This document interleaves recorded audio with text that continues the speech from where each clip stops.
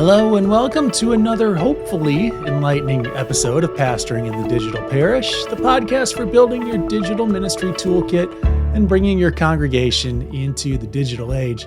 I'm Ryan Dunn, and today, as part of our National Podcast Posts Month series, we're diving into a fun, useful, amazing tool that can revolutionize your digital ministry. It's the good old content calendar. For anyone managing a digital ministry, staying organized and consistent is key to success. I mean, that's almost universally true for anything, actually. And this is where a content calendar comes in. It's essentially a roadmap for what you'll post, where, and when. So why is a content calendar so important? Well, firstly, it helps in planning your content in alignment with your church's events, the liturgical seasons, relevant social issues, and whatever else you have going on in your community. It ensures that your messaging is timely, it's consistent, and it's strategic. Secondly, the content calendar alleviates the stress of last-minute content creation, allowing you to prepare and schedule posts in advance. The blessing of digital ministry is that it's always on, right? But the downside of digital ministry is that it's always on, which brings a feeling or longing to continually feed the maw with more and more content.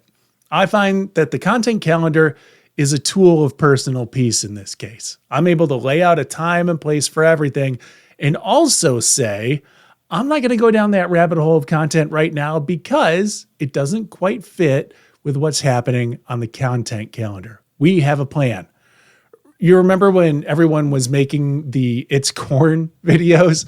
The content calendar saved me from trying to pigeonhole some kind of theological idea into the It's Corn song just so I could ride that trend because I had already filled out the content calendar and I was trusting in the plan.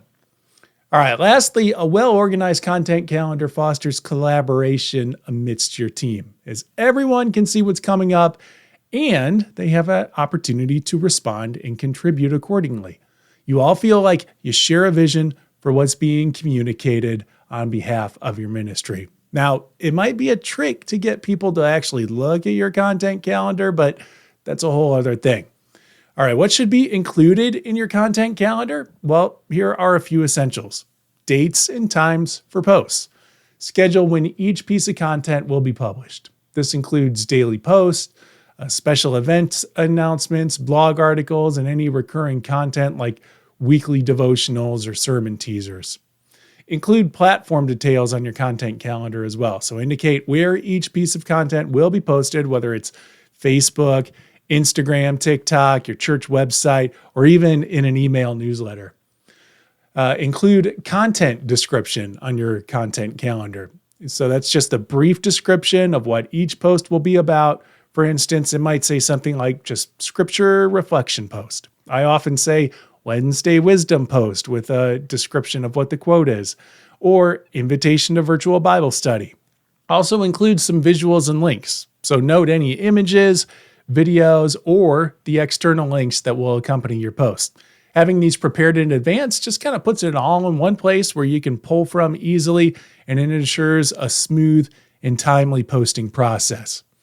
Also include themes or series on your content calendar. If you're running a thematic series like Advent Reflections or a Lenten Journey, like the Rethink Church Photo a Day, which I often work with, your content calendar should reflect these, ensuring a cohesive narrative over time. Include status updates on there as well. This is like keeping track of where your posts are in their posting journey. So whether they're in draft phase, whether they've been scheduled, or whether they've been published. This helps in managing workflow and meeting deadlines. And so you can make sure that your flow and posting is just robust, that you're posting at the right times with a good rhythm to it. As for who should have access to this calendar, that really largely depends on the size and structure of your team. Ideally, anyone involved in content creation, in approval, or scheduling should have access. And this might include your communications team, digital ministry staff, and potentially pastoral staff who contribute content. So my small church, all the pastoral staff has access to the content calendar. Remember, a content calendar is not set in stone. It's a living document that should adapt to the changing needs and opportunities of your ministry. And you can do this any number of ways. There are specialized content calendar platforms out there. However, for the most part, I just use a Google Sheet, and that's easily shareable and allows easy access to the other people who I work with.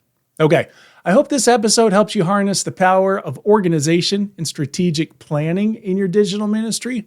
If you found these insights helpful, please share this episode with others in ministry who might benefit from a more organized approach to their digital content. Join us again tomorrow as we continue to explore tools and strategies to enhance our digital ministry strategies for our churches, and as we continue rocking our way through National Podcast Post Month. If you have some questions or ideas we can address in the future on pastoring in the digital parish, send me an email. That's at digitalparish@umcom.org. You can also join us in conversation at the Pastoring in the Digital Parish Facebook group. Pastoring in the Digital Parish is brought to you by Resource UMC, the online destination for leaders throughout the United Methodist Church. Visit now, visit often. There you'll find ideas and information to inspire United Methodist leaders throughout the connection. May your posts be planned, may your messages be meaningful, and may your digital impact be magnified. Peace.